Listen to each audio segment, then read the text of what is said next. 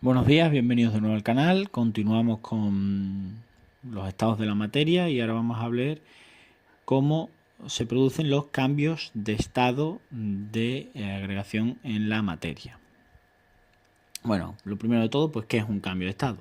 Un cambio de estado, pues simplemente es la modificación del estado de agregación de la materia en la que se encuentre un cuerpo, ¿vale?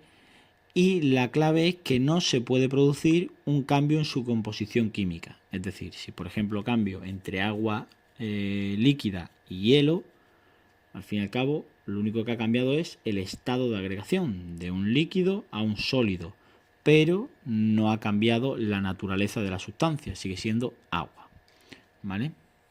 Y por tanto se conserva la masa que existía pues al inicio. Bien. ¿Cómo se llaman, cómo se denominan esos cambios entre sustancias? Pues bueno, en este esquema yo creo que se ve bastante bien.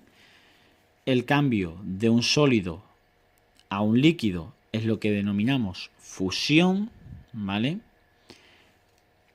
Si el líquido ese pasa a gas, es una vaporización. Y cuando el gas pasa a sólido, le llamamos sublimación inversa. Si el líquido pasa a sólido, es una solidificación. Si el sólido pasa a gas, es la sublimación. Y cuando el gas pasa a líquido, es lo que conocemos como condensación. No tiene más que pues, aprender esos nombres para los distintos cambios del estado de agregación de la materia. Bueno, ¿por qué ocurren estos cambios? Pues la mayoría de estos cambios ocurren cuando la temperatura, ¿vale?, aumenta, o bueno, también puede ser por factores de presión u otros factores, pero el más habitual es el aumento o disminución de la temperatura. Entonces esos cambios se dan a una temperatura en concreto.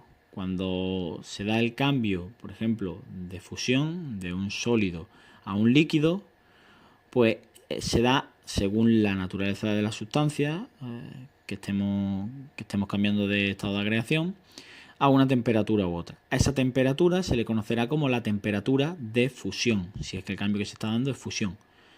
De igual manera, pues tendremos temperaturas de fusión, de sublimación, de vaporización, etcétera, etcétera.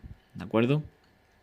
Si bien es cierto, con esta última que he mencionado, la de la vaporización, ocurre de dos maneras distintas, que no se pueden confundir. Tendremos una evaporación, que es la que ocurre en la superficie del líquido a cualquier temperatura. Y luego tenemos la ebullición, que es la que ocurre con toda la masa del líquido a la vez y a la temperatura de ebullición. ¿Cuál es el ejemplo que yo suelo poner? Pues bueno, para diferenciar entre evaporización y ebullición, yo creo que el mejor ejemplo que podemos hacer es con el agua líquida, ¿de acuerdo?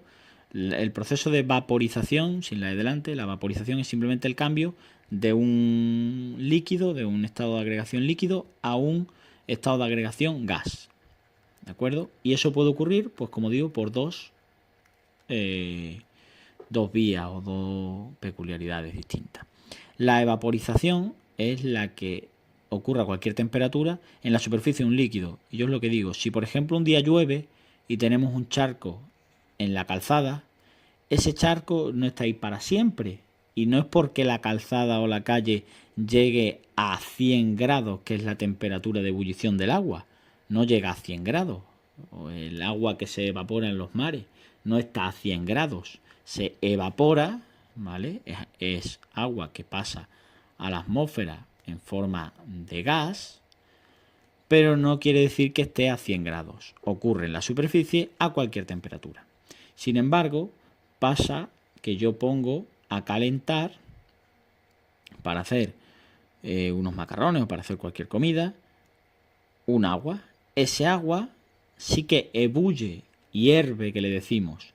Eso ocurre a 100 grados centígrados, si estamos más o menos en la superficie de la Tierra, ¿vale? Ocurre a 100 grados centígrados y ocurre con toda la masa del líquido a la vez, porque si imaginaros que solo se cociera el agua para los macarrones de la parte de arriba, pues entonces no podríamos echar los macarrones y cocerlos todos a la vez. Entonces ocurre en toda la masa del agua a la vez y a una temperatura concreta de ebullición que son los 100 grados centígrados. ¿Vale?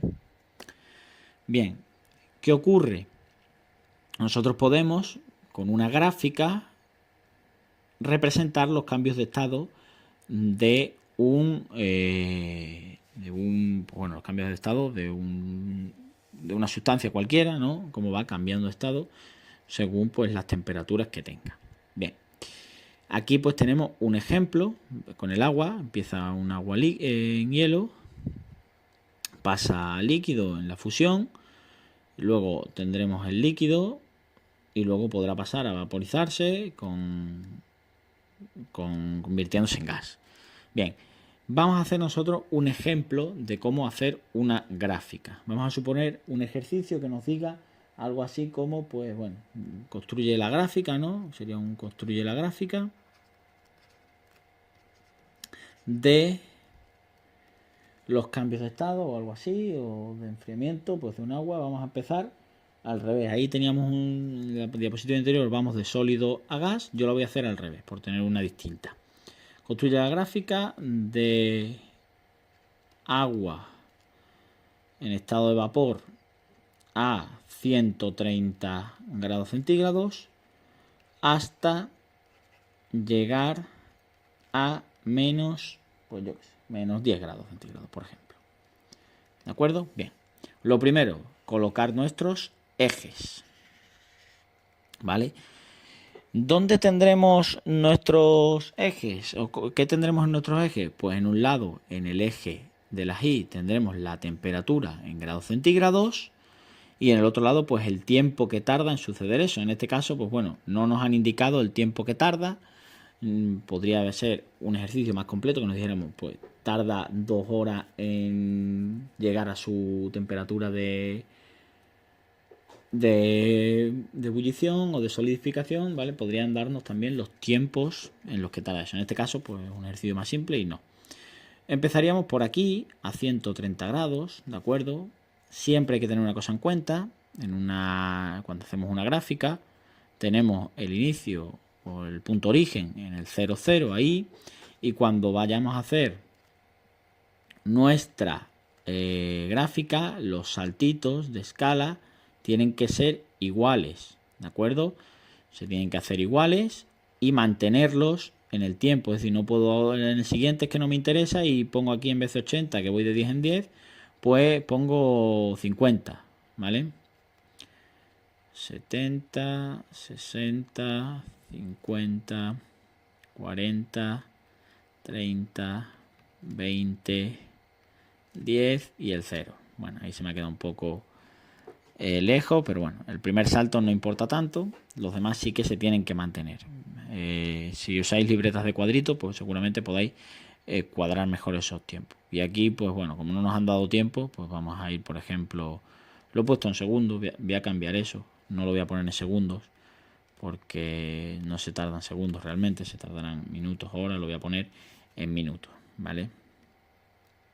Bien, a ver si puedo, ahí, no, ese es el marcador, perdón, aquí, el color negro, no quiero marcador, quiero la pluma, ahí.